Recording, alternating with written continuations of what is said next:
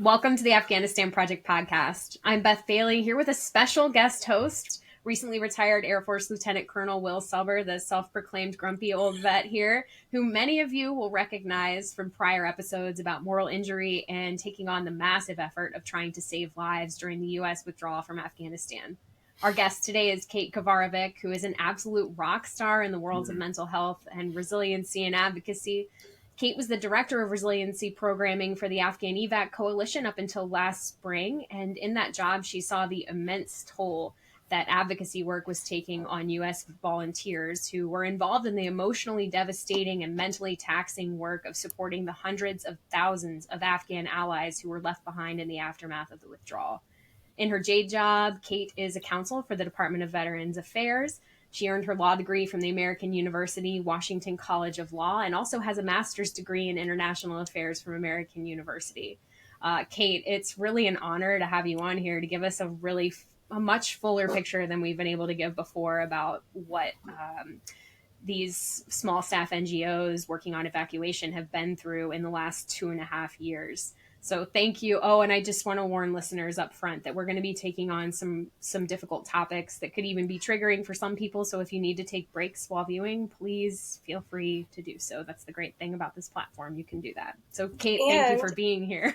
Just a little pitch from the get-go if anybody is finding themselves in need of extra support, to not forget that the Veterans Crisis Line, you just dial 988. And for veterans, the option is 1. Let's just make sure everyone has that. Yep. I love it. Very important. Well, I just want to get immediately started here. Sure. I want to know what got you involved in evacuation work with Afghanistan and what was initially your role in that whole arena?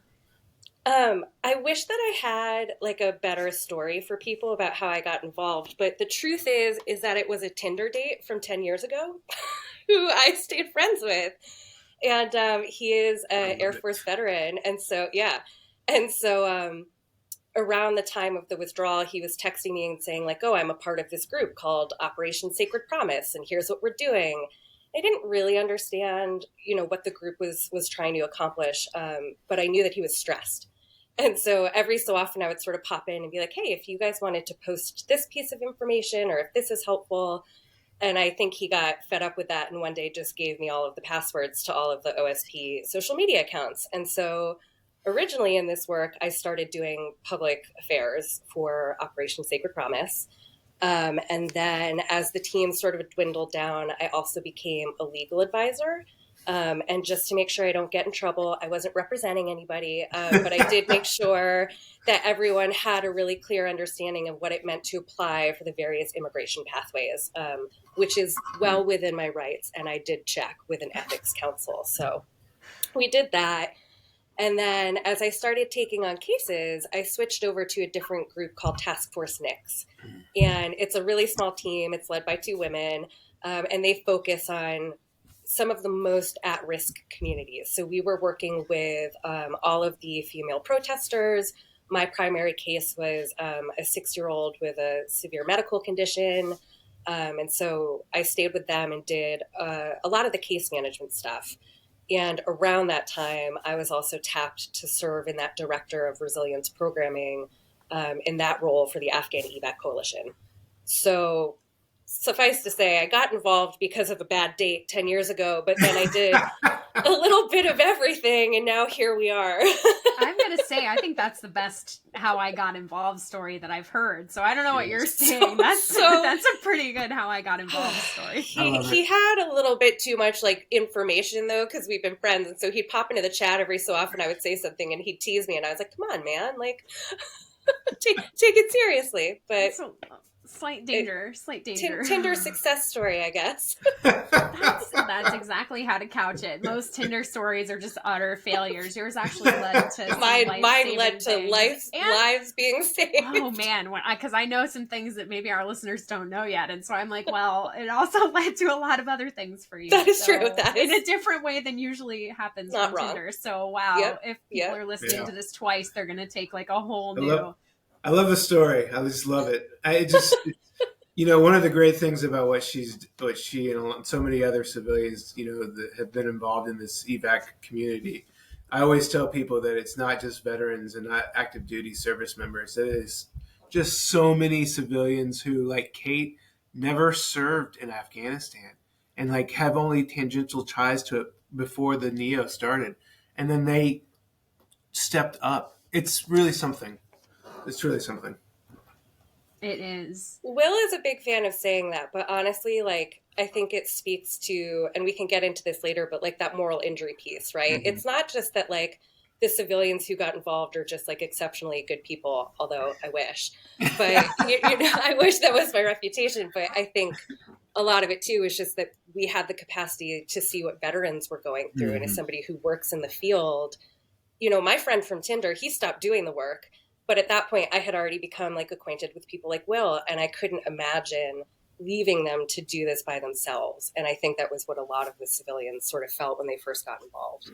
Sure. Oh, there was such a huge need and so much going on all at once. And I'd love to know, you know, how were you managing all of that at once? You know, case management and the director of resilience programming and your job. And just, I mean, that's so much to put on a person simultaneously.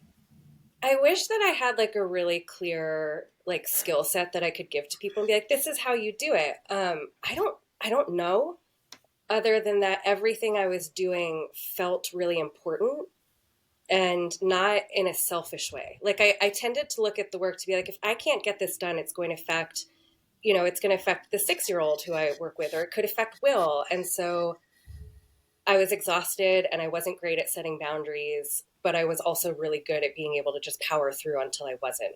And I think that's what you see with a lot of the volunteers. It's not necessarily that we all had these really great coping mechanisms. It was more that we were so tied to what the mission was supposed to be and what it now is, that we just felt compelled to sort of hit the ground running and then never stop.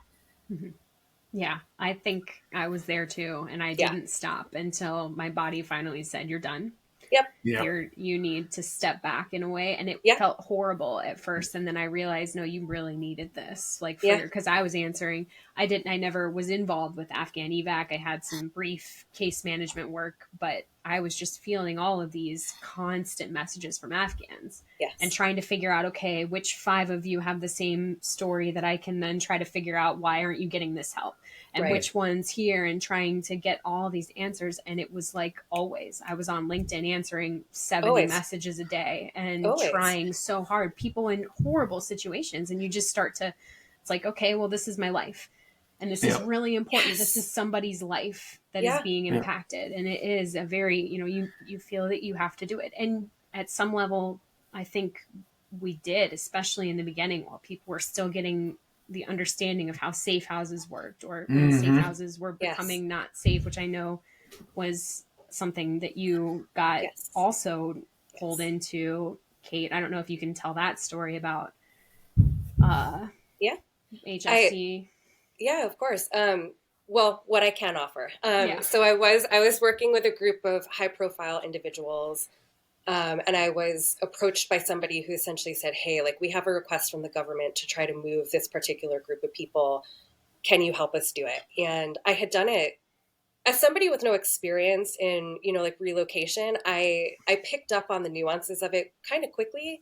And so I had never had any problem before. Like, I knew where the safe houses were. I knew what the process needed to be.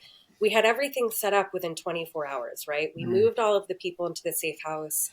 But unfortunately, like, you don't always get to make the decisions that you think are best. And so because we were doing this on behalf of someone else, they had some changes to the policies that we might normally not have implemented, which included putting all of these people in one safe house, which is really risky. And also they didn't perform as thorough a check when people checked into the safe house as they should have. What ended up happening is the location was revealed because one of the people had a phone. And so I think they were only in the safe house for about 18 hours. And then they were taken into custody by the Taliban, where they stayed for about 6 weeks. What was that like for you? You know, it's interesting about how you're talking about how like your body tells you when you're really starting to struggle, because I think we, in the volunteer community get in a mindset of just keep going. Mm-hmm. It doesn't matter what you are doing. You do not stop. And I think for a lot of people, it took our bodies saying like, did you know that you're in trouble? And so what ended up happening, because it was such a sensitive thing, was that I would wake up and do my day job. So I would wake up at about 7 a.m., work until about 7 p.m. I would nap for about 3 hours, and then I would wake up to offer support to the negotiators who were essentially trying to get these people out of Taliban custody. And that, because of the time difference, usually started at 10 p.m. and we would usually go until about 4 in the morning. Yeah. So I was operating on about 3-hour chunks of sleep. And really quickly, my body was like, hey, this actually sucks.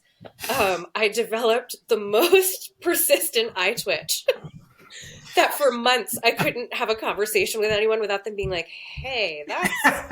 Are you mad at me? There's something happening with your face. And I was like, yeah, don't worry about it. Like, it's fine. But like, my body really clearly was like, you're feeling this, you're struggling to get through the day. I had brain fog. I had a lot of like mood disturbances. But in my mind, I felt fine. I felt not fine. I wasn't like, this is a great situation, but I felt like I could engage with it as much as I needed to get these people help. Well, first, because I felt obligated, but second, because the coping mechanism for so many people became telling yourself that you can persist. Yeah. Right. And so like my thought process wasn't anything that I was stressed or overwhelmed. It took other people like Will sometimes stepping in and saying like, this is not a normal thing. And I think that we should sort of step back and see how you're feeling about it. And in the moment, I was completely unwilling to do that. Yeah. It's one of the things that it's really hard to do this type of work. And what's for multiple different things. But I think one of the things is that you often are the only person who is doing this type of work in like your vicinity, and to try to explain what you're doing to somebody, it is just, they don't totally like understand. And they're just like, what? And so I think that lack of like being able to like turn to your right and left and being like, I'm in a crisis right now, but nobody else knows that this is going on. It is so difficult. Yeah. That is why this podcast exists, honestly. Yeah. And it's a healing feeling for me to be in conversation with people who do understand that. But also it's really good, I think, to have these moments of like, okay, but you can't push to the point that like a human can't sustain certain things. Like you can care so much and do plenty of things, but you also, it's the, put your gas mask on first. Yeah. Or, your air your mask oxygen on mask. first. Yeah. Oxygen. Yeah. Not gas. And any oxygen. of the masks. Right. Oxygen mask. Yeah. Right. If you're not alive and functioning, you can't function to help. That's 100% true. You. And it's so hard though, because we created this situation with the way that the Taliban was able to take over so quickly and start, going after people. And we saw it. We saw it in pictures, in videos. We knew these people are at immense risk. Yeah. We knew what was happening to people in Taliban custody. We knew how hard it was. I wanted to ask you, because I think it's important before we dive into American reactions to this just insane situation that we're thrust into, is what other things are going. So you're dealing with hostage negotiations with the Taliban. Okay. Like, it sounds like even now I'm like, was I? Is that what that was? And then, but what else? Like you have to figure out, let's talk about the day and it's a typical volunteer's life. You've got to figure out, food, right? You've got to figure out, is there a humanitarian parole getting processed? Yeah. Is this getting processed? You have to engage. So what does the typical day, tell me about the vast number of things that a volunteer needs to worry about when they're taking care of an Afghan who suddenly has no job, no prospects of escape from a country where they are being actively hunted, etc. Yeah. I think that there are sort of two prongs with how we sort of dealt with this. And the first was functional. So what the volunteers needed to do is figure out step by step, how are we going to evacuate this person and how are we going to resettle them, and everything that happens in between. So it's how do we get them to a safe location in Afghanistan? How do we get them to a third party location while they can wait for their visa processing? How can we get them food when they are unemployed?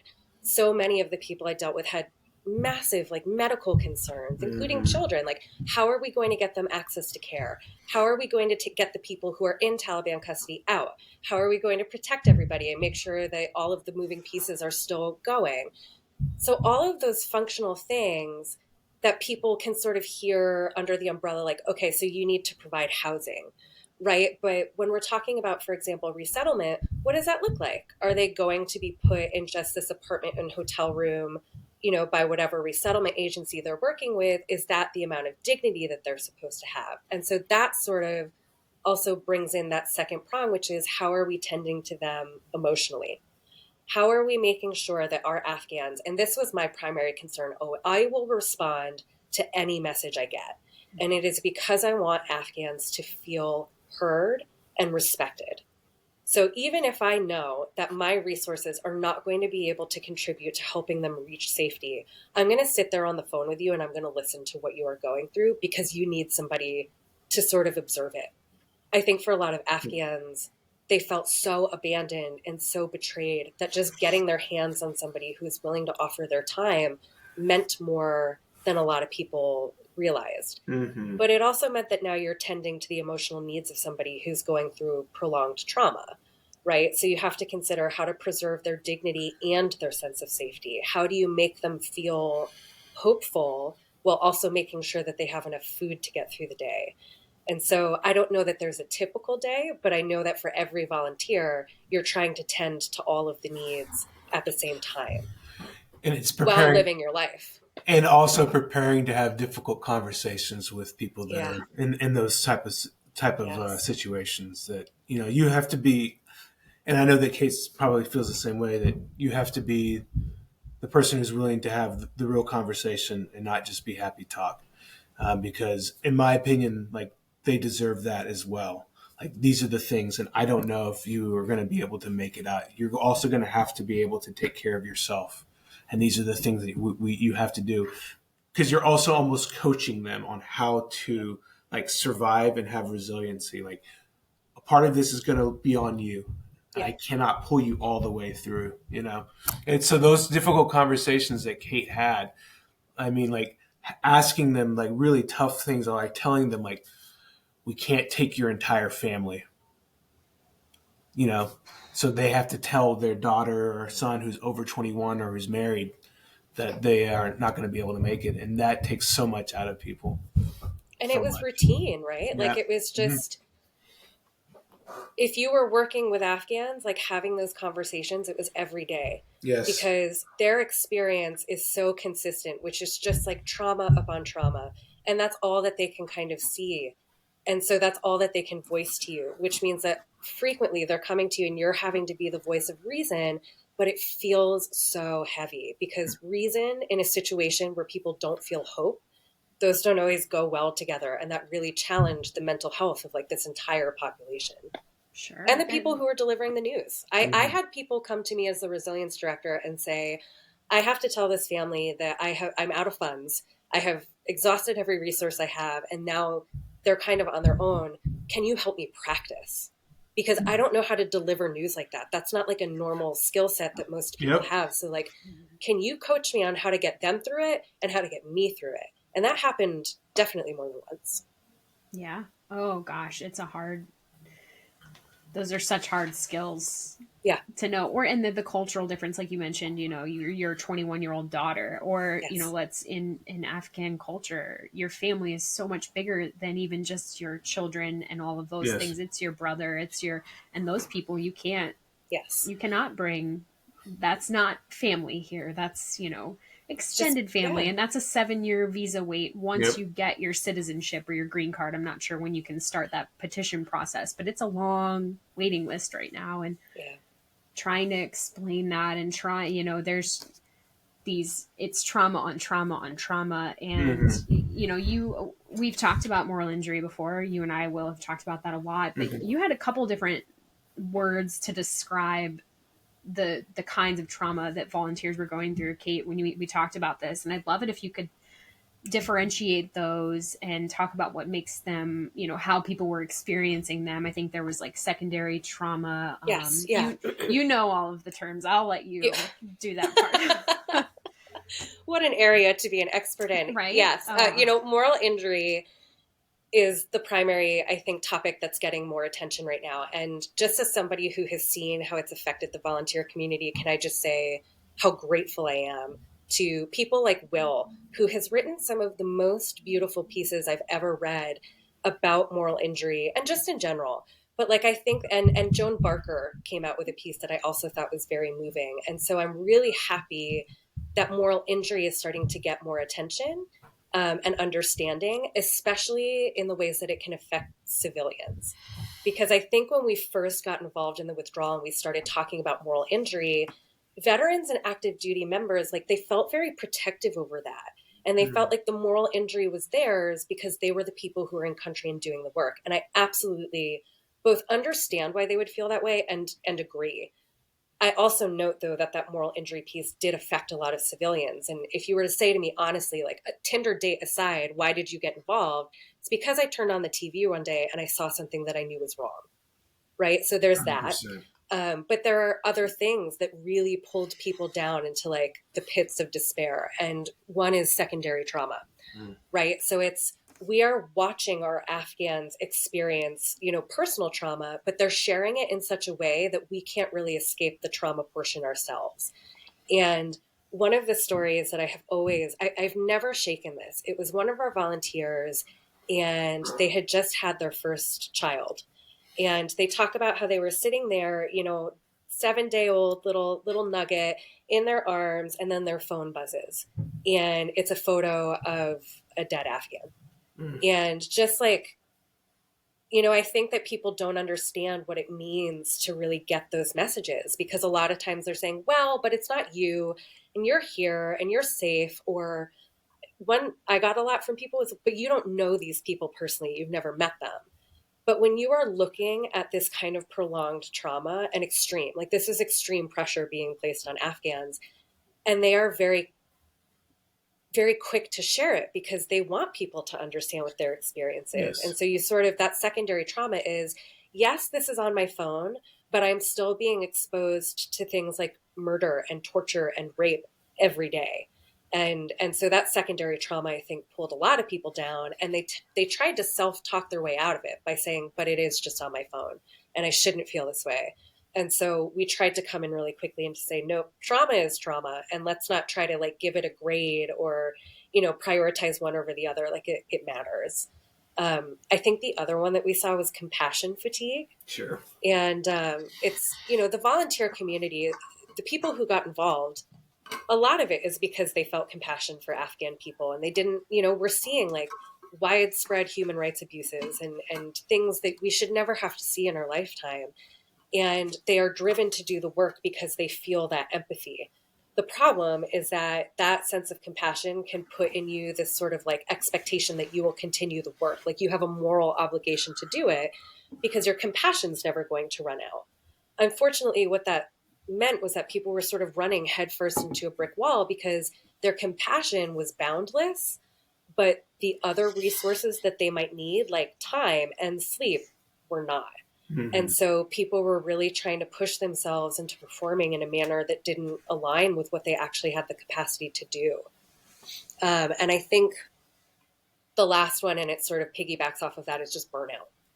Like, we saw people reach the absolute height of burnout and then pop back into the scene a few days later. And, one of the volunteers I think of often is somebody who had no less than 5 cardiac events that were directly caused by the stress of volunteering in this realm.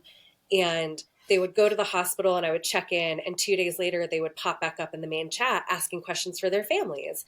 And I would say, like, it's not like your body is shutting down. It is telling you very clearly that, like, you have gone too far. This is what burnout is. It's the fatigue. It's the mood outbursts, like the way that you're fighting with your spouse that you never have before. It's in the eye twitch that's freaking everyone out. But like, people were seeing what they were capable of and then pushing themselves miles further. And so once they hit that point of burnout, what are they really able to do? But they weren't able to pull back either. We're just in it. We're just in it forever is how I think it felt to a lot of people. So the moral injury piece is definitely critical. And I think one of the more important topics when we talk about the resilience of the volunteers, but there were also lots of other things that sort of went into how people were experiencing their work and suffering for it. Yeah, I've seen it myself. I have heard many stories from volunteers over the time, and it was like, hey, we're all taking a mental health break at one point, and I'm sure that you were involved in this. And one of the volunteers was like, I can't take a break, and got told like you need to break. And I was involved in those so often. And you feel like you can't. You feel like you can't because what happens if I'm not there for that person? What if that's when, this person who's experiencing massive mental health trauma in Afghanistan needs somebody to talk to and I can't be there for them? What happens if? And so there's a lack of structure that I think we're going to talk about later. So we can just leave that there for now, but pick it up a little bit. Go ahead, Will. No. I would, I think that, all the stuff that Kate did and all the stuff that all the volunteers like personally experienced. And then it would also be what the effects they're having on their family, right? Their children, their marriages, stuff like that. I just speaking from my own personal experience, I had a 1-year-old daughter at the time, right? That I hadn't barely spent much time with. And she was just something in the corner and that I had to, spend a couple minutes with, and then I could retask to do what I really needed to do. And, those are the other things that, everybody inside the chat room is trying to help each other through. Like, I have to start putting up barriers at some point in time, or I'm going to lose all the other things in my life that make it worthwhile, and for a lot of people that was really hard and it didn't work. Yeah. And I think I was lucky being a writer. You almost have a built-in barrier, right? It's like, well, I'm working with you on a piece, but I know you're not coming to me with those severe issues. I'm not responsible for your food package. And then when I started taking on just like I think I was handling 2 cases for a small evac group for a while. And the level of insanity ratcheted up so much when that happened, because it's like, oh my God, the food package. Well, what do you need? What do you need? Oh my gosh, how do I ask you about whether your wife needs sanitary pads? Because that's not something that men discuss in Afghanistan, all these different things. And then, oh wait, this person can't get this, or which one am I supposed to, you have to make it less expensive. So should I go with this group or this group? To just all of these things, it became, it became unsustainable for me. Just adding that to what I had.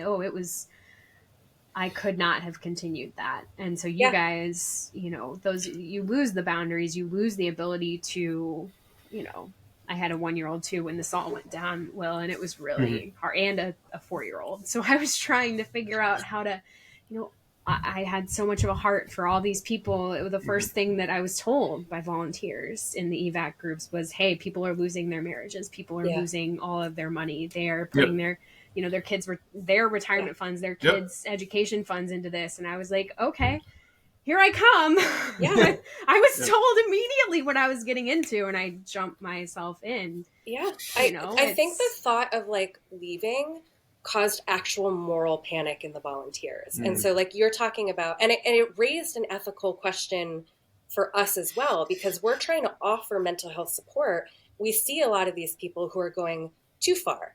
Right. And we can tell and they can tell, but they are absolutely not going to stop, because the thought of that fills them with some, panic. It's something that they just can't do. And then the question is, well, what do we do?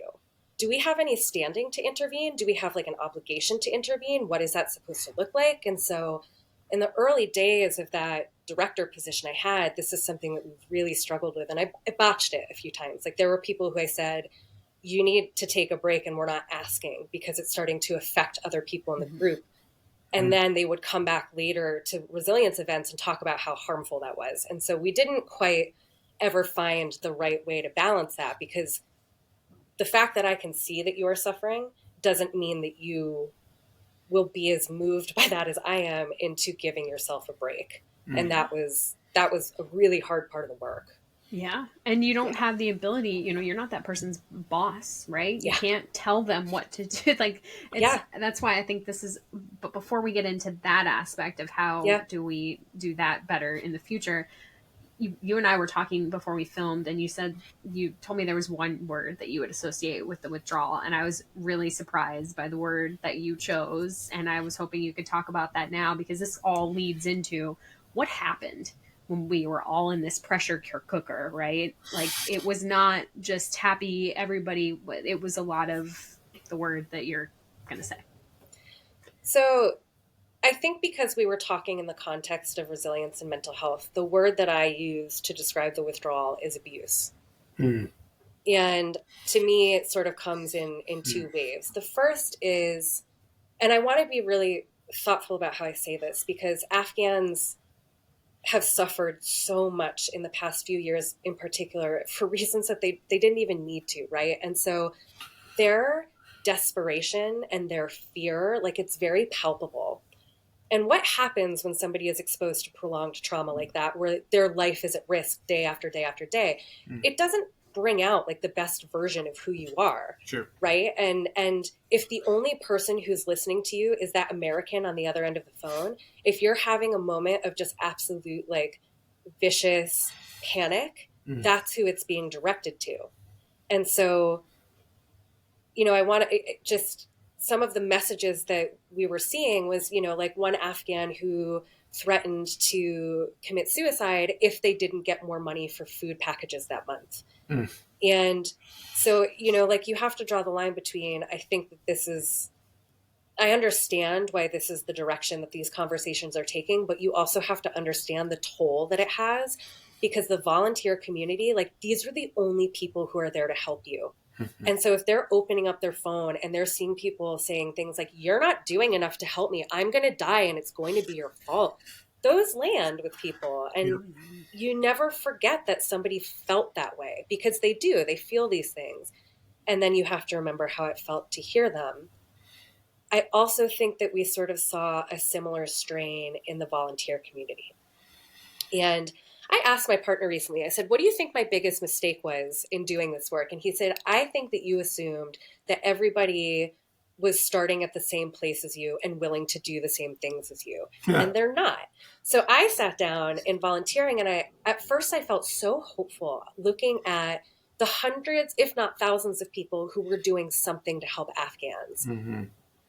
But as the trauma sort of sets in and time goes on, and you realize, especially that, like, if you didn't get out in those first 2 weeks, you are likely stuck there for some period of time. And as people became more desperate and they were exposed to more and more difficult things, we didn't really pull together. There wasn't a sense of community. And I think by the time we realized that that piece was missing, it was a little bit too late. And so you saw people sort of lashing out at people who had different ideas on how to, you know, manage their Afghans, or people who they thought, you know, had access to different resources than they did. It was a lot. It was so much more negative than I was expecting it to be. And, you know, reflecting back again, it makes sense. Like, this isn't the situation that's going to bring out the best in people, but so much more often than I expected, it brought out the worst. And so there were lots of times in that main chat, and I'm talking about the coalition chat. I was a member of this coalition. There were lots of members in this chat. And I would come in and see where someone was just angry or just panicking. And they were throwing it out in this main chat so that it was landing on everyone else. Right. And so, like, we were exposing other people to our trauma and just sort of disregarding the fact that they were also going through their own. And I felt sad about that. And I felt sad about it until the day I left the community, because we never really found a way to bring people back together. That's an awful lot. What do you, I guess that answers the question I was going to ask you next. Go ahead, Will. I was only on that chat for a little bit of time, and I couldn't handle it. You know, it was just, and it wasn't, the people that were on the chat that I had disagreements with, you know, they're not bad people. You know, they're just like, they have a different agenda. They have different things that they're trying to accomplish, and they think that this is the best way. And like, at a certain point in time, you're going to clash on certain things, and sometimes it is hard to like remember that we're all on the same team, that we're all trying to do this together. And like, Yeah. I tell my wife, I'm like, the cinematic universe of Afghan Evac Coalition is a bunch of interesting characters, right? Myself very much included. Yeah. I mean, there's some interesting people that do this. I mean, it takes a certain type of person to sacrifice like this, and they're all in, and they have the biggest hearts I've ever seen in my life, and they're ready to go. And they don't understand why not everybody sees it just like that. And that can cause a lot of clashes.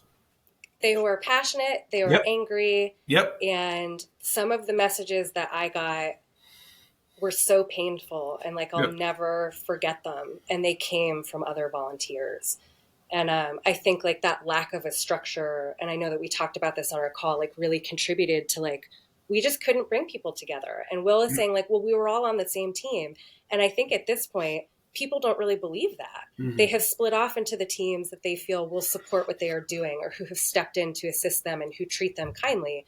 Everybody else who's got this mix of like anger and panic and hurt, that was how they were communicating with people. Like that was the foundation for their communication. And I think that made it really difficult to feel like we were on the same team. Mm-hmm. Yeah. I mean, everybody just stepped in the midst. The word that comes to me is uncertainty. Yes. The withdrawal left so much uncertainty, so many questions that needed to be resolved, so many, how do we get the funds to continue doing this? How do we keep people alive? Those are big questions. And then of course there are going to be different solutions. Yeah. But I also I've talked to hundreds of Afghans, and I've had to tell hundreds of Afghans, no, I'm sorry, I don't know any groups who can get you food. I'm sorry, I can't help you get your case processed more quickly, and you know what each of them has said to me? With literally one exception, they have all said, thank you, ma'am. Yep. And if that changes, let me know. I have had one Afghan come after me and threaten me, and, I took care of that situation. But I've had more volunteers be nasty to me, more Americans be nasty to me than I've had Afghans be nasty to me. And and they're all in these situations that I cannot even fathom being in.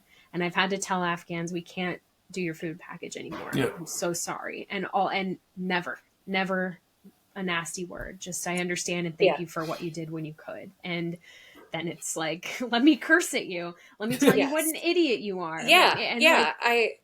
Where did that come from and why? I'm not, there was so much anger, so much hostility. And I think that there was like a sense of entitlement to that anger, because we were all talking to each other and saying like, what is happening is wrong. This is not justified, and everyone is suffering.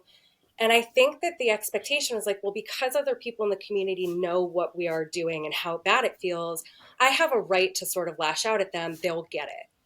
And it was really hard to go back in and be like, that's not really the bottom line that we should be starting with. Like, if you know that you're suffering, they're probably suffering. Like, so shouldn't we infuse these conversations with a little bit more like kindness and respect? And I think instead people just felt so abandoned that the only thing they felt they had in that moment was their anger, and they were going to direct it at anyone they could, because what else do you do with it other than internalize it? But it was hard, because once people feel entitled to something, how do you tell them like, no, you don't get to decide that you're going to harm this other person? Like, it was just these really difficult conversations, and managing those relationships became one of my primary tasks. And that was obviously a lot for you. When did you realize it was just you needed to step back, and what did you do at that moment?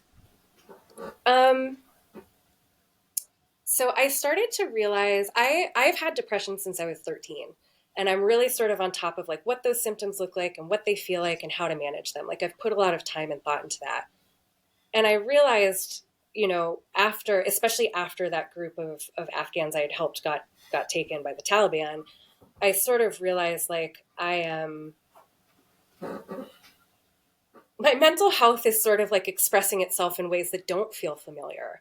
Like, I was prone to like a lot of anger outbursts, which is not something that was common to me at the time. And I was feeling like really hyper vigilant when I was out in public, because I was always looking for, what the threat to the Afghans is going to be. And if another volunteer was going to come and start yelling at me, like I just felt really overstimulated all the time. And so I finally went and I did get diagnosed with PTSD. And I still didn't leave. I still felt like I must be so capable at this that like I can just have the PTSD and continue to manage and it's going to be fine. And finally last spring, I took a vacation. I took a 2-week trip to Morocco. And I remember I texted Will on it and I was like, man, I have not felt this good in years. Like in Africa, I'm trekking in the desert. I don't have a bathroom, but like I am happy here. I feel safe here. My eye twitch is gone. And it was so apparent in how my body changed during those 2 weeks that I emailed the coalition from the airport on my way home. And I said, I'm out. I'm done. But I absolutely pushed myself to the brink repeatedly because I just felt like I could. And so it actually took like someone sitting and saying like, you have now like a permanent, like a lifelong mental health condition because of this work, for me to be like, oh, I guess it is sort of sitting with me more than I've been realizing. And so that was what it took. Yeah. Yeah. You're not the first person to say that here either, that like, oh, you know, I'm dealing with, Paul Alcobe's episode, he talks about how he was, handling his feelings from being involved in traumatic medical situations when people would get shipped to Germany and he was working on them.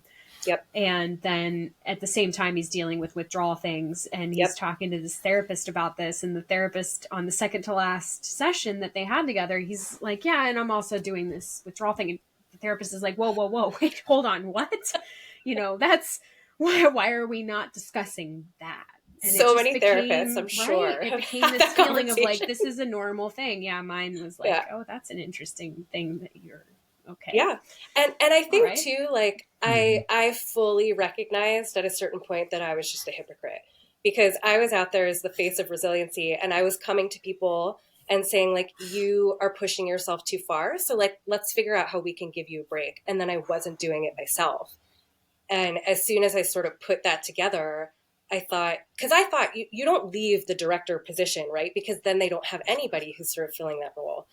And so you have to stay. And then I sat back and I said, you're trying to convince all of these people to do what's best for them and you're not doing it for yourself. So maybe the best thing, just lead by example and show them that like you can give yourself a break. And so I think that to me was the point when I finally started to realize that like I wasn't setting that example the way that I really wanted to. But it took a lot. It's hard to do. Yeah. It is really hard to do. I struggled with just like walking away from it. And like, even when you try to walk away from it, you try to put up barriers around you. Like, no, I'm not going to do this. Somehow something always wiggles its way back in. And you're like, God, I'm back in this fight that I'm grown so tired of. I had something like that similar happen to me like about a week ago. Somebody that I've been working with for years like disappeared and popped back up. And I'm just like, here we go again. Yeah. You never fully feel out. No, never. Especially like, Will, you played such a critical role in the development of Afghanistan. And so many of those people consider you to be family that like you, no matter what boundaries we put into place with you, you will always be in it. And I will always be in it for 100%. The families that continue. Yeah. And so there's also this understanding that like, I can say I'm stepping back, but the reality of it is that like, I have given my heart and my work to some of these families and I'm not going to just stop talking to them. Mm-hmm. And so it's really not, have I left the volunteer community, but like, have I taken some steps back, which is, all I think that most case managers will be able to accomplish. Yeah. It's like you guys are, to me, you're describing passion, right? Yeah. You have a passion for this. You have compassion for the people, and that never goes away. It's always something that you feel in your heart. And, you just have to, like you said, the boundaries. Where are my boundaries? And when can I step in? And maybe, do you think you're better now at recognizing when you're hitting a moment that's like, okay. I can't speak for Will. I haven't had any symptoms of the PTSD since I left the coalition and the mental health work. So I still frequently am in contact with the Afghans who I'd been helping I still am in contact with some of the groups that I used to work with. Like, I'm definitely not out of the work. It's just a matter of like, how do we manage moving forward? Yeah, it's a, you know, I still have tons of symptoms. And like, Yeah. when I have somebody like this guy came back into my life, I mean, it was a significant emotional event for me. I was, I was weeping, crying, trying to figure out what the right steps were here. How do I move forward? I hadn't thought about this in a long time. And like, when you get pulled back into some of these things, you realize what you're doing. You're like, okay, I'm going to engage with this one. And the chances of them surviving less than 5%, in my opinion. And you're just like, but I'm going to be there, and I'm going to be the person who tells him or them the truth, that I'm going to hold your hand through this. And if you don't make it, I just want you to know that we tried, and it can come out of nowhere, and then you're back into it all over again. I think what Will is saying is so important too, because so many people in the volunteer community were Afghanistan vets, right? And there's a huge number of people in that community who had PTSD before the withdrawal. Oh, yeah. And so there were people who were coming in and saying, like, I already have this mental health condition. It's already debilitating. This has made it so much worse because I got PSD because I went over there and I fought. And now you have told me, in essence, that it was for nothing. We're just going to abandon the people who I cared about. And my word doesn't mean anything. So like, one of the waves that you saw sort of rippling through the community was with active duty service members and veterans whose PTSD was suddenly triggered and much, much worse because it was just so much more to pile on to an existing condition that is debilitating and life-changing.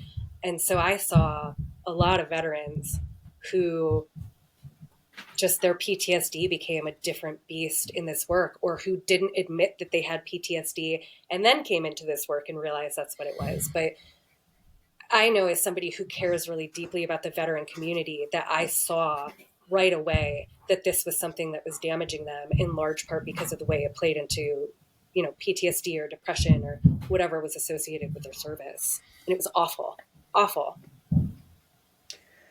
It is. I wonder, I see that it seems like everything is quieter in the volunteer world these days. And I wonder, do you think that's because this was a learning process and we've kind of acclimated to things and, people have figured out how to live under the Taliban? Or do you think it's just that there's nobody to what is the reason for, or maybe it's because I've had literally stepped back and haven't been.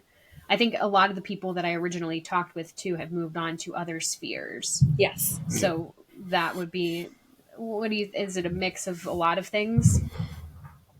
I think that one is that a large percentage of the volunteer community did flame out after that first year. Like, I think we saw a lot of people just ghost. Yep. And I was so frustrated by it at first. I did not understand how we could do that. And it was like a repeated theme that I dealt with, where people were just saying, like, I've actually hit a limit and I've gone so far past it that I can't even like say goodbye. Yep. So like, I was appointed to that director of resilience programming position with two other people. Both of them backed down within a matter of weeks. And I never heard from them. I wasn't even offered the conversation of like, we can't do this. And so I think there's a huge percentage of volunteers who left for their own survival. Yep. And I also think that like options at this point are so much smaller than they were in those first few days following the withdrawal, because we knew that things were bad, but we didn't quite know yet what our options were in those first 2 weeks in August. And so I think people thought, well, our group was talking about like, can we charter a private plane and send it there? People just didn't know what their options were. Now we know what the options were. We know that they're limited, and we know that they're time consuming. And so it doesn't matter if we have one family abroad or 25. Right now, there's not a whole lot that we can do with them other than keep them going until the next step sort of appears.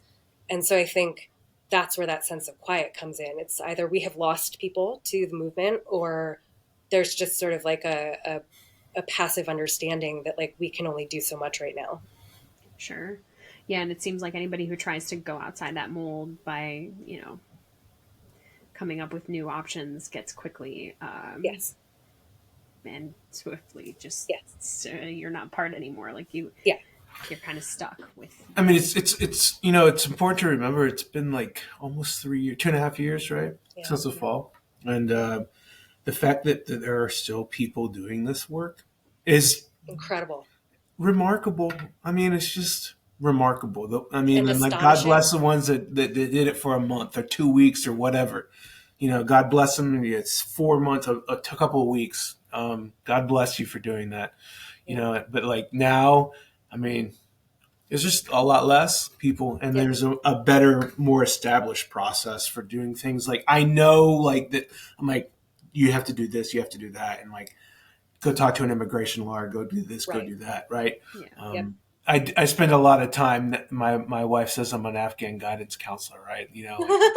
Like I have some of my Afghans are called me like, all right, I want to buy a house. I'm like, okay, well, let's talk this through. You need to do this, you need to do that. I want you to go talk to a real estate agent and talk to a financial advisor, all that type of stuff. So yeah. Oh, it's amazing. Like Michael and I went to go meet his interpreter. He obviously had met his interpreter before, but he lives close to us. And we went to his house for dinner, and he was talking about just the difficulty of switching his electricity bill over. We haven't even gotten to like the refugee as a refugee issues because they are. And for a long time, I wouldn't touch that with a 10-foot pole. I'm like, no, there are too many people stuck in Afghanistan. I'm not going to talk about refugee issues because they just can't even come close. And then I was like, oh yeah, they can. How if once your resettlement agency isn't working with you anymore and you have to figure out, how do I switch my electrical bill? How do I find a new place to live? How do I get licensed so that I'm not just making, a salary that is not going to let me survive? Like all of those. And so, that is difficult. And there are some great groups out there doing a lot to try to help, but they tend to be in like DC or areas with a large number of Afghans. But I just got done working on a piece, and I'm constantly wondering about this family. They were moved to Rochester, New York, after the drone strike that killed their family members in Kabul on, I think it was August 30th, but of 2021. And, just the vast uncertainty that happened there. The resettlement agency put them in a terrible house. They were lucky enough to get hooked up with Keeping Our Promise, which should not have been able to take them on because they aren't SIVs. And they decided, no, we are going to take you on. And I mean, I wonder where that family would be without the insights of that group. Oh, yeah. It's a lot. And I think too, like, we are doing a huge disservice to Afghans and the refugee community at large by refusing to acknowledge what the mental health implications are of being a refugee in America, right? Because I find that once we get people to like their final destination, whether it's the US or somewhere else, people are really quick to be like, congratulations, good for you. Like that's it. And the lack of respect that's being shown to what the actual like mental trauma is of being a refugee in the United States, like coming from the Taliban and being separated from your family. And this is a really sad story, but I think it's super important. There was a 14-year-old Afghan boy who was out.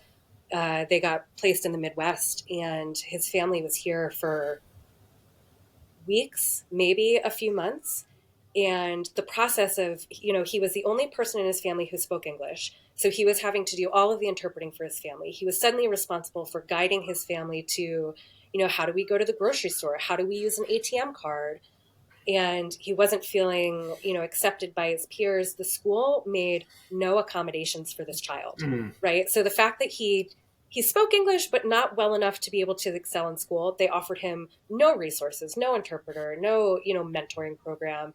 It was reported to the school that he was having troubles integrating with his classmates. And at the age of 14, and after just a few months in the US, he took his life. And I find that story so painful because everything the volunteers are doing is to make sure that Afghans feel at home wherever they reach. And we know it's not the same, but we want them to come here and to know that they are wanted and that they are safe and that they are cared for. And when I tell that story, when I was trying to do advocacy days, like with members of Congress, the response was always like, that is so sad. And I was like, it is sad. And we could do things like offer a list of resources, of mental health resources in their resettlement package. Like, just give it to them when they come here. And we got no traction on that. Nobody wanted to be a part of it. They would take the meetings, but then they didn't want to do that one little thing. And I just found that so demoralizing. Yeah. That we were willing to bring them here and then not acknowledge how difficult it's going to be for them to sort of feel like they're part of the community. And a group, I think it's called Hearts and Homes for Refugees, based out of New York, we put together an entire virtual support group for Afghan women, right? It was led by an Afghan female. It was offered in their native language. We gave them incentives for completing the entire class. So they got a certificate and they got a gift card for groceries. The whole program was there and it was wildly successful. And so we took the pilot and we applied for a bunch of grants, including from Welcome US, and we got rejected. Welcome US it's here to help Afghans. Like, that's what this program is designed to do. So tell me what you're doing to address their mental health concerns. It wasn't just that our pitch got looked over. They didn't consider mental health to be something that they needed to focus on at all. And I think that is a huge disservice to our allies. Yeah. I feel really strongly about it. I agree. Do too. It's something that gets brought up again and again, and it's 100% true, especially when you're dealing, because in the Afghan culture, it's not as prevalent. Like, going to seek mental health help is not as considered as normal, you know, and it needs to be. It's and the thing is I've seen so many of them thrive, like, that really just like knock. I'm just like, wow, you know. And then when you like, and they have like here in Kansas City, they have a really strong Afghan community. I'm going to go see the alliance that they've created and write a story about it. But like, I have a guy who came back, who I got out very early, and I went to go to a public speaking with Jason Kander, and my Afghan was called out during the meeting as like my buddy. Like, they were like, we'd like to recognize this guy for all the hard work he's done. I'm like, that's my guy. Look at that. Yeah. Look at him. You know, it's always, I always try to remind myself when I see some of them that are struggling, that I'm like, they're not all struggling. Some of them are thriving. And if we can like make it a little bit better, then, you know, they'll make it down the line. It's just so easy, right? Like, when it's not a gap in what we're offering them nothing. So like, literally any effort that we could undertake would be better. And I just like, it was so heartbreaking to me to be invited to some of these meetings, to speak to Secretary Blinken and to say, do you know what's happening even when they get here? And to hear that surface level, like, it's hard and I am sorry. And that's the whole thing. Like, that's all you get. And I found that to be really just so difficult.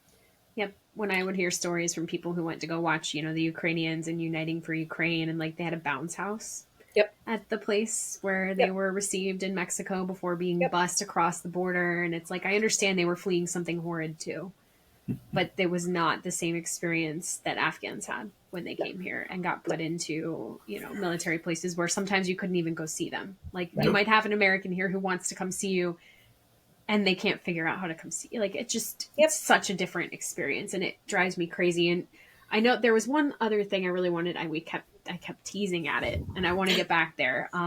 You know, God forbid this happens in the future, but like, let's be real. I know how we work, and we keep reinventing the same wheels and going through the same things over and over and over again. And one day this will happen again. What, from everything that you have learned about, you know, the coalition and the various evac groups working together to try to do amazing things, what do we need to learn for future civilian interventions in global crises? I love this question. And I have to say that Will and I presented at a conference of military psychiatrists recently. And so the theme of our presentation day was civilians responding to global crises. And I thought that was so interesting.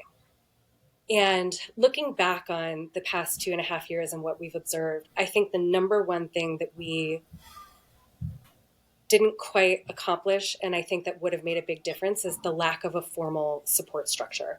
And so I want to be really careful about saying, how grateful I am for the coalitions and the groups that popped up in those first few weeks following the withdrawal, because no one else is going to do it. Like, the government wasn't coming. The coalition was filling a need that nobody else is going to do. And without them, we wouldn't have seen some of the successes that we did. I think as time went on, that lack of like a formal structure started to cause harm to the work that was being done, and sort of contributed to some of those, social interactions that were more difficult. So like when I think of the government or even just like a corporation, there's a really clear like leadership structure, right? And there's a really clear division of labor. What ended up happening in the withdrawal is that people like Will and I were coming into it and thinking, we need to see this family from point A to point Z. So I'm gonna start by picking up the phone and helping them in Afghanistan, and then all the way until they are resettled here. But that was a massive waste of manpower, because Will probably has more experience with evacuation. I probably, as a lawyer, have more experience in immigration law. So why weren't we separating people based on what their skill sets and interests were, so that we weren't trying to become experts in everything? Mm-hmm. We weren't feeling so overloaded with how many tasks we had to do. And there was a really clear idea of, this is the person that you go to for this information. Mm-hmm. Instead, everybody felt like they had to do everything all at once, and they didn't know who to go to if they had questions or for assistance. And so you saw people sort of coming into these chat rooms and begging for answers or resources. And I think that was really demoralizing and debilitating, and it took away a lot of our volunteers' energy. And I also think that as time went on and people became more desperate to help their Afghans, there was a lot of gatekeeping of mm-hmm. information and resources that I don't think would have happened if there was a formal structure with some accountability mechanism built into it, right? So we would see people who would hold on to information for a certain period of time because they wanted their families to be able to build upon whatever was, whatever option they had, and then they would push it out. And at that point, the opportunity, it wasn't fair because other people didn't have a chance to apply for whatever it was or have access to it. Sometimes you saw so many people getting so much information that you couldn't actually sort through, what we needed to do in a specific case. And then there was no one for us to ask. And I think that gatekeeping led to a lot of resentment between volunteers because, and Will, I love you. I don't resent you. I was very aware doing this work that you had better access to support in Afghanistan than I did. Mm-hmm. And the only reason why I was able to do a lot of the things that I did is because you were willing to step in and help. You never withheld information. You always offered it quickly. There were other times, though, where I could see, especially as a member of leadership, where we weren't necessarily providing data as quickly and as reliably as we needed to. And what do you do in that situation? Because there's no one to talk to. There's no accountability mechanism. And so that something wrong is happening and you don't know how to correct it. And I think that led to some of those fractures that we did see in the volunteer community. And I think a big part of that is because volunteers felt voiceless. Sure. Right? Like the people who got involved in this felt like nobody was listening to them. They weren't trying to understand what the circumstances were. And so when then you turn towards your community, and these are the people who are supposed to understand you and they're supposed to want to help you, and they don't, that just leaves you feeling even more powerless and voiceless. And that's not what you want from these coalitions and these groups. You would hope that they could come together with a cohesive structure and a cohesive, mechanism for dividing the labor, and make it possible that these volunteers who care so deeply about what's happening have buy-in. They have buy-in about what meetings we attend and what our priorities are and how we're going to represent ourselves on, the national stage. And so that would have been just a natural, aspect that if government had intervened, it would have been there. We would have had that structure, but we didn't. And so I think it left a lot of people feeling like they were drowning and that their other volunteers could see it. And they were just sort of waving hello and then going off in their own direction. No one was helping. Those are all great answers. I think those are spot on for the, what can we learn from this going forward, and on the mechanisms. If I could only add on to make this something like this less painful, it would be really nice if the United States government came out and said, we dropped the ball on this, and like really owned it and really owned it. Like, not like dumping stuff on the Friday before a 4-day weekend, not, saying it at the State of the Union address. I mean, things like this, like, this happened, we got this wrong, and we see you over there, all the great work that you're doing. We are so thankful for that. And it's just not once on a press conference that nobody saw. It is something that everybody can see because they need to be validated with what they're doing. And the lack of validation from senior level leaders, that it's just mind-boggling to me. And it's just something that would make this so much easier for so many people involved. So much. And I think too, Will, like your point, it also goes back to that gatekeeping, because I think the volunteer community at a certain point was very large, right? Mm-hmm. Like there were potentially thousands of people who were doing the work, but we were represented by only a couple of coalitions that had sort of like established their partnership with the government.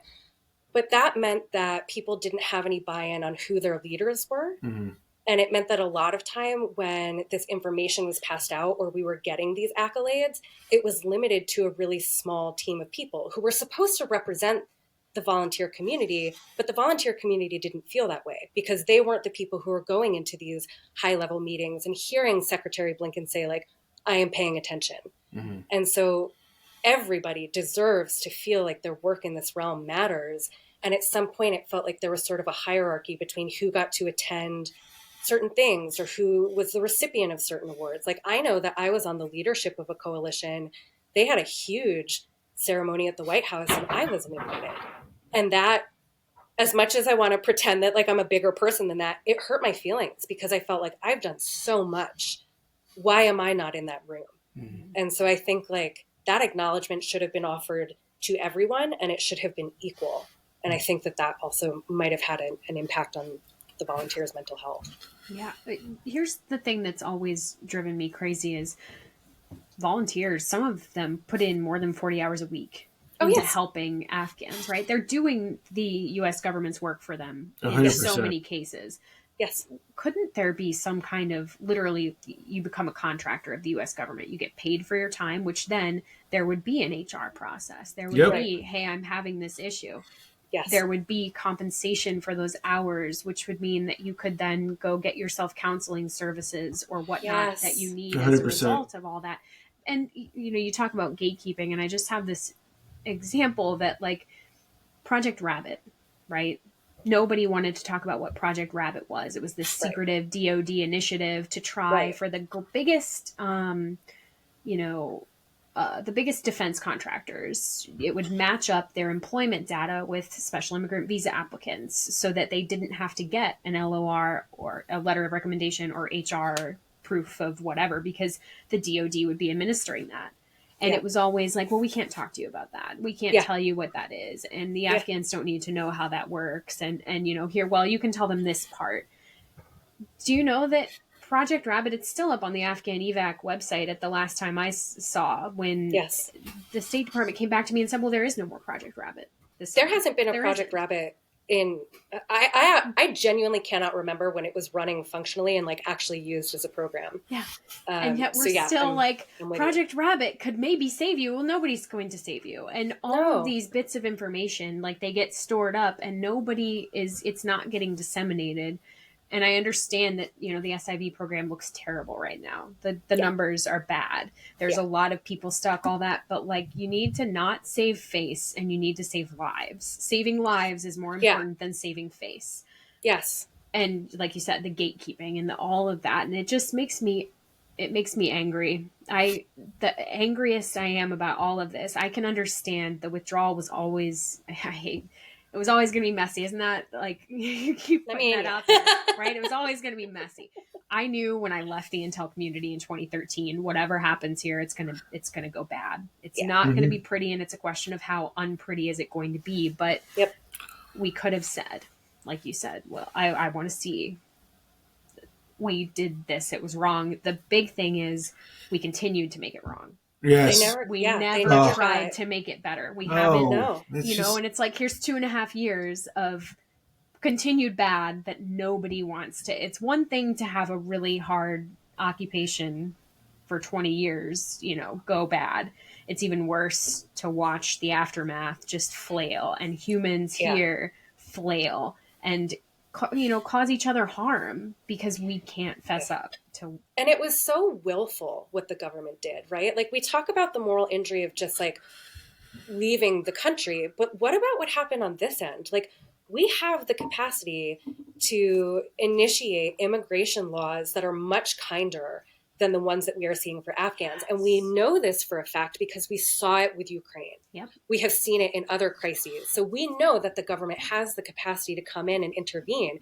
But I think there was such a feeling of failure that they didn't want to come in. They didn't want to offer the help with the cleanup because that was acknowledging that they made a mess. Yep. And that was, every volunteer deserves to feel like their work matters, because quite frankly, without them, Afghans would be dead, or they wouldn't be where they are now. That's not the government. And the government should be saying to them, thank you. And they should be disseminating information in a really streamlined, clear process, not in 85 different signal chats. But no one was ever able to come together and to get that cohesion, and volunteers suffer because of it. I feel like we've gone full circle here. I feel so strongly about this. It's so true. I want to offer both of you the chance. Like, if there's anything we didn't get to, anything that you want to say before we close out, this is your floor. Say what you will. Kate, go ahead. I do, and it's a bummer, so I'm sorry. But the one thing I always tried to communicate if I ever got invited into these meetings was what it has taken from our volunteers in a very permanent, painful way, right? So they can say, like, we understand that it's like a lot of work and you hit the ground running and we're so grateful. No. Like, we have people who had heart attacks. We had people who had miscarriages. We have had people who have been hospitalized, people who have taken out second mortgages on their home, people who are living in their car. This is not what's supposed to happen because the government doesn't do what it is meant to. And one of the hardest questions that I've been asked is, well, what data do you have? What data do you have on what the impact is? I have none, because I'm an untrained civilian who couldn't find a mechanism for gathering the data the way that the government should and could have, but it matters.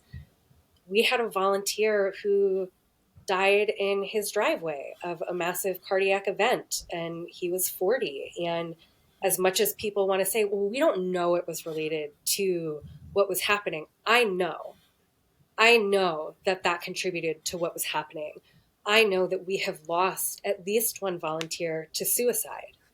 And so when you look at me and you ask me for data, that's a really easy way for you to undermine the credibility of what these stories are meant to tell, which is what the volunteer experience really is. And we're not going to know for 5, 10, 20 years how deep that impact really is, right? And so we need to pay attention to what people are saying now. And I'm getting all riled up because when Will and I did this presentation recently, we got some really lovely feedback and then one negative comment. And I have not let go of this. The person said that our presentation felt like trauma dumping. And I wanted to find out who the fuck would say that. And because I'm sorry, but like, this is the teaser that's going to go out everywhere. I'm just telling you. Right. Because like, what a painful, totally on brand, Kate. Lack of, listen. And I'm feeling protective of Will also because like he was the one who was coming in and talking about like these people he loved and what the impact was and how it hurt him. It's not trauma dumping. That is quite literally a factual recitation of what Will's experience is. Don't dismiss it because it makes it hard for you to listen to, because we can't put numbers to it yet, because we will at some point. I'm aware that there is a student at the University of Chicago, for example, who's trying to collect data on this. Awesome. It's going to be hard. But for you to look at the way that people are sharing their experience, if you try to undermine it by saying, oh, you're trauma dumping, or this sounds worse than it is, this is the reality. We are losing people people have lost themselves. Offer that the credibility it deserves. Yeah. Because I came into this program hoping that I could help people, and I don't know if I did. So if the only thing I can do at the end of it is to represent what their experience is, I will do it loudly and proudly and in front of every person who is trying to dismiss the volunteers like Will. It's a no for me. I feel so strongly about that.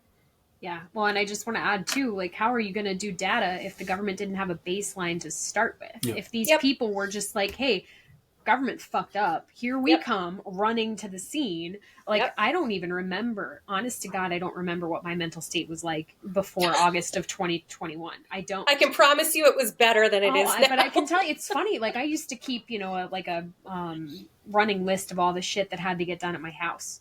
Yeah. The last month that I did that, July of 2021. Mm-hmm. I saw it the other day and I was like, wow. Yeah. That's interesting.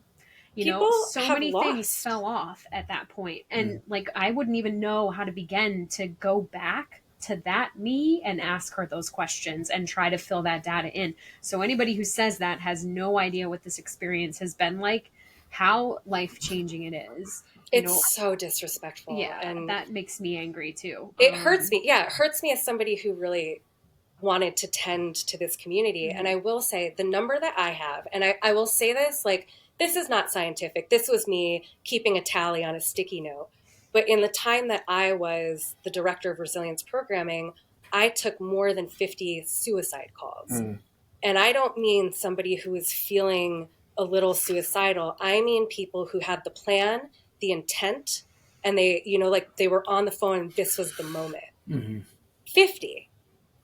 And I want to, again, reiterate that I have no mental health training.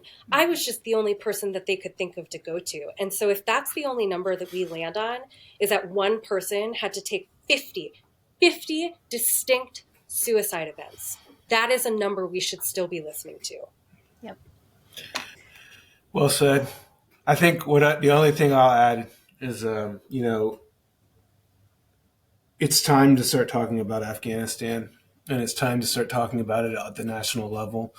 Yeah. And if you want to understand at least part of the reason why people are pissed off about institutions and stuff like that throughout the entire country is the lack of accountability that happens inside of institutions and the lack of ability of senior leaders to step out in front and say, we got this wrong, but these are the things that we're going to do to make sure this doesn't happen again.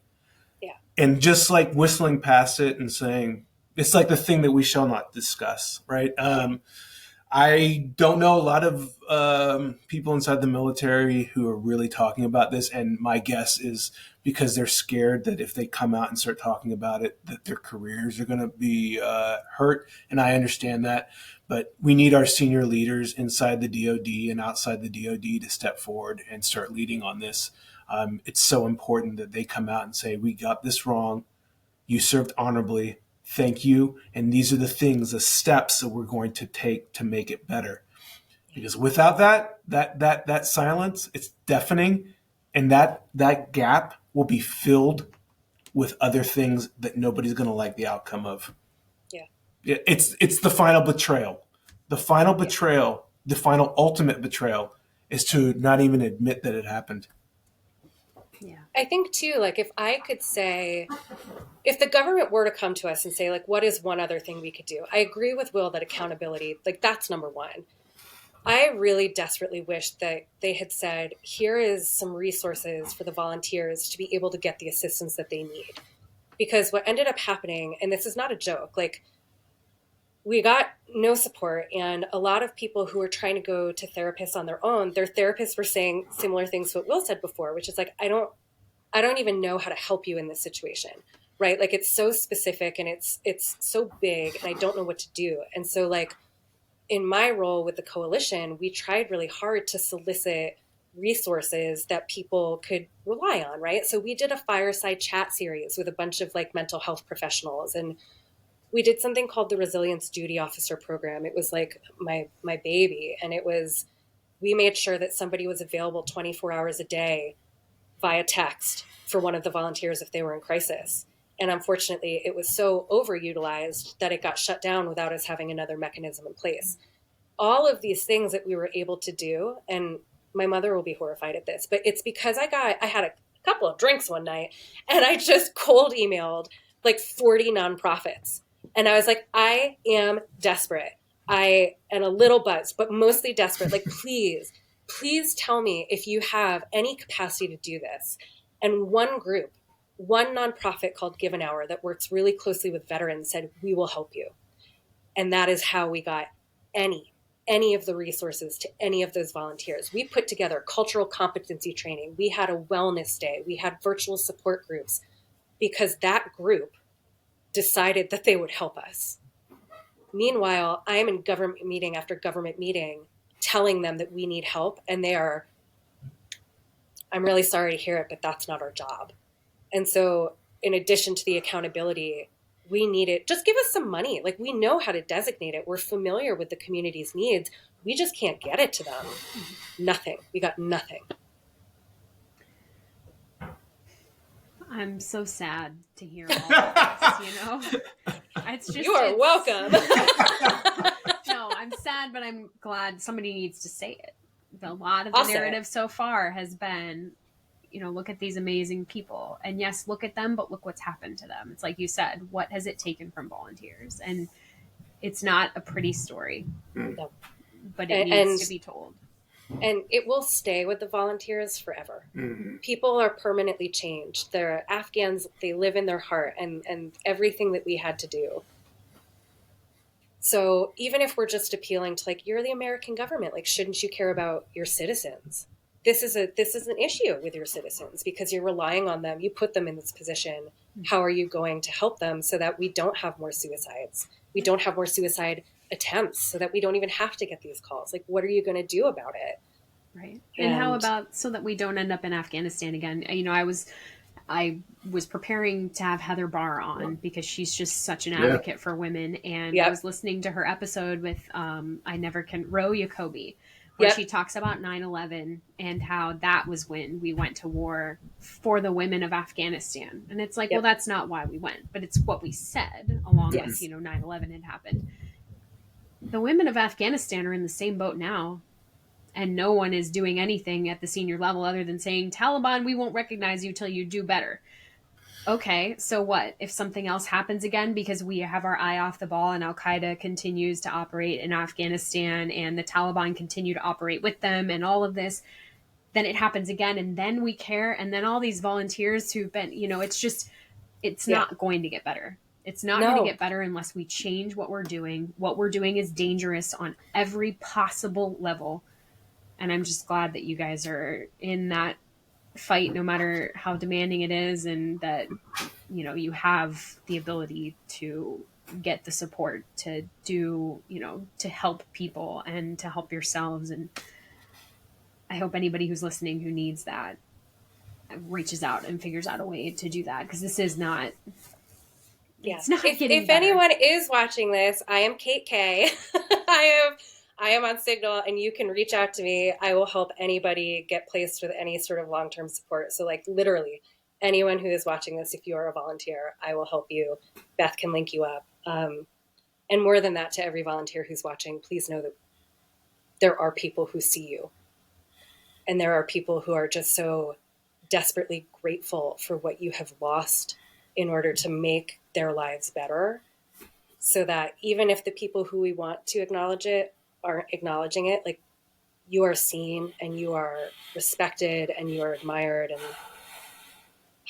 we're just very grateful for the people who were in the fight and maybe had to leave, and the people who are still in the fight. It's an exceptional community. Best thing I ever did with my career. Yeah. Best thing I ever did with my career, for sure. Yeah. And I remember, like, at Will's retirement ceremony, even, he was talking about the withdrawal, and so many of his brothers and sisters were coming up to us to talk about, what the withdrawal was and how it, affected them. So, like, we deserve to have a sense of community, and we deserve to have that recognition. And if I'm the only person giving it, I will shout it on every podcast I can get on, truly, because it's what people deserve. Yeah, I agree. I'll be fighting for it. I wish I would have known way more about all these specific stories a long time ago, but That's okay. Now I do. Now I'm here now, Beth. Oh yeah, That's all I can I'm do. not getting rid of you now, and I'm glad I don't have to. That's how I Everyone feel. stay tuned for a second episode Where we will have drinks. Yeah, there you go. And the real stories come out. Exactly. Honestly, you only need to get one or two in me, and then it'll be a good time. Next time I'm in DC, I'm going to find you. I would. That's what I should have done the last time I was in DC. Honestly, yes. Yeah.